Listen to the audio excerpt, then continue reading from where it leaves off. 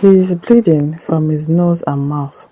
Elrufai's wife raises alarm as husband clocks 150 days in detention. How did she know that he is bleeding from nose and mouth? And why would they watch him bleeding from his nose and mouth and they will not take him to the clinic? Mama, Yawo Elrufai, how did you know that he's bleeding from his nose and his mouth? Now don't come, now go the lie. But I don't know, it's possible that he might be sick, but if he's that sick, of course they should take him to the hospital. Now why would they leave him there in custody? Asia Ahmed Elrufai, wife of former Kaduna State Governor Nasir Elrufai, has appealed to the international community to intervene over what she described as her husband's prolonged detention and alleged denial of due process. Asha argued that the former governor's continued incarceration amounted to punishment before trial and posed a threat to Nigeria's democratic institutions. Well, they did the same thing to Nnamdi Kanu, so how can they do the same thing to him? In a public statement released to mark what she described as the 450th day of Elrufai's detention, Asia called on foreign governments, multilateral organizations, and international human rights groups to closely monitor the legal proceedings involving her husband. She said she was speaking not as a political actor but as a wife and mother seeking fairness for a member of her family. There's nothing like fairness in this Nigeria. There's nothing like fairness. You are looking for fairness, okay? Reflecting on the length of the alleged detention, Asia said the period had taken a significant emotional and physical toll on Elrufai and members of his family. On the 150th day of Malam Nasir El-Rufai detention, I asked readers outside Nigeria to pause over what that number means. 150 days is not a legal phrase. Well, it happened to somebody. Did your husband ever speak out about the illegal detention of Nnamdi Kanu? Never did. And they say he's a bad leader. He was a bad governor. So maybe he's reaping what he sow. It is 5 months of missed meal, missed prayers, missed proper mourning of his deceased mother. He will pray now. Can't he pray inside his prison room? You can pray there now. You can pray anywhere. Which one is missed meal? You just give them food. They'll give them food now. Miss family conversation. Interrupted medical care and moments you can never recover, she said. As she acknowledged that her husband had been a controversial figure during more than 2 decades in public office. Elrufai previously served as Director General of the Bureau of Public Enterprises, Minister of Federal Capital Territory and Governor of Kaduna State. My husband is no stranger to controversy or public scrutiny. He has been praised, criticized, loved and opposed. That is democracy. But what is happening to him today is not democracy. That's what we see, and that's in Nigeria that we have found ourselves. What democracy? It is well, and it's not accountability, it's punishment before trial, she said. Asia alleged that her husband's ordeal began when security officials attempted to intercept him at an airport, seized his passport without a warrant, and assaulted one of his aides. She said Elrufai subsequently honored an invitation from the authorities voluntarily, but was detained despite assurances that he will be granted bail.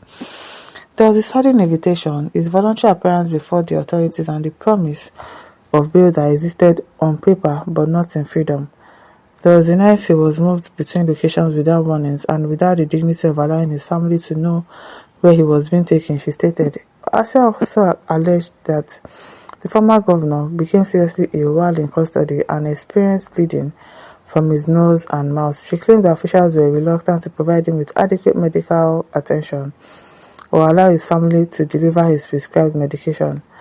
I still remember the helplessness of hearing that he had fallen gravely ill in custody, bleeding from his nose and mouth, while those responsible for his welfare were reluctant to provide the care any person deserves. You see, I've noticed that these rich people, they always have one sickness that they are not seeing, and it's not a small sickness, like a big sickness that they will be spending lots of money on.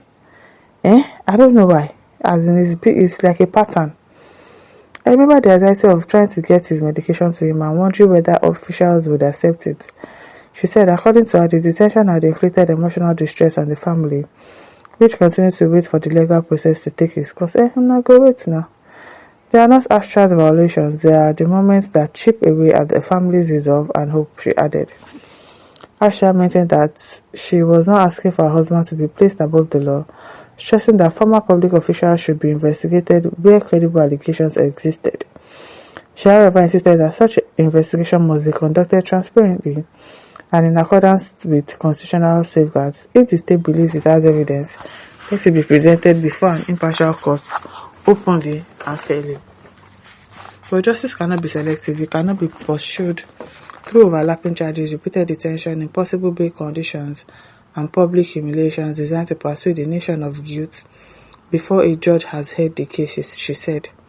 The lawyer argued that the authorities appear to be using multiple charges and proceedings in different courts to prolong her husband's detention.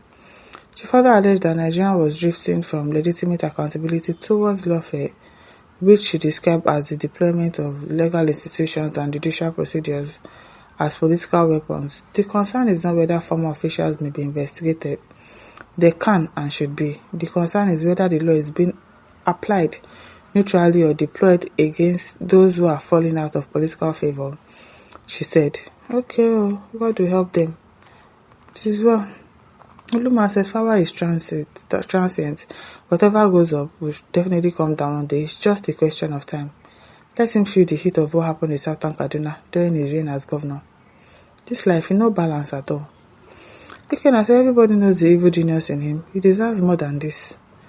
Clarence says the hypocrisy of the North is very alarming. When Nnamdi Kanu was telling the government to show him the law, people were laughing at him. Exactly. You were laughing now. You don't reach Elrufai turn. You are saying that this is not democracy. We know they practice democracy again. Is it not obvious?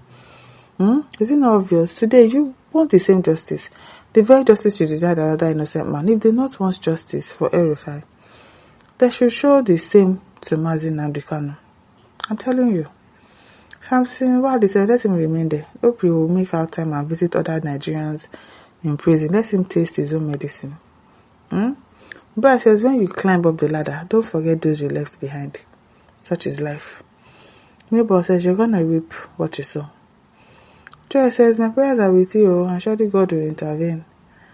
Tony Oga says, Madam, don't worry. In case Southern Kaduna more measurement of what he is receiving now.